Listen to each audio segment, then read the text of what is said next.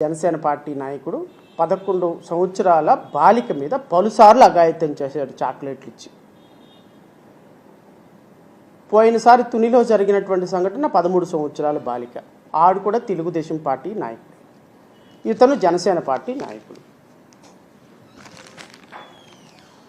Janasena party నాయకులు red కండువా కట్టుకున్నాడు, అయిపోయింది. నేను గౌరవ హోమ్ మినిస్టర్ గారిని అడుగుతున్నా, ఇతను ఎప్పుడు ఆత్మహత్య చేసుకొని చనిపోతున్నాడు? ఇతను ఆత్మహత్య చేసుకొని చనిపోయే ప్రొసీజర్ ఏమైనా ఉందా లేదా? ఇతను ఆత్మహత్య చేసుకొని చనిపోవటానికి అవకాశాలు ఉన్నాయా లేవా? ఓహో, అంటే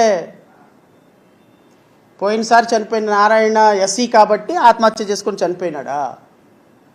ఇప్పుడు ఈయన మన పవన్ కళ్యాణ్ గారి పార్టీ కాబట్టి ఆత్మహత్యలు ఏముండవా? డైరెక్ట్గా జైలుకి తీసుకొని వెళ్ళిపోయి సర్వభోగాలు సకల సౌకర్యాలు సమకూర్చేస్తారా? అంటే ఆత్మహత్యలు, చట్టాలు, శిక్షలు, పొడిపించుకోవటాలు, మానభంగం చేయించుకోవటాలు ఎస్సీ ఎస్టీలకా? సూసైడ్లు చేసుకొని ఎన్కౌంటర్లు చచ్చిపోయేదేమో ఎస్సీ ఎస్టీలా?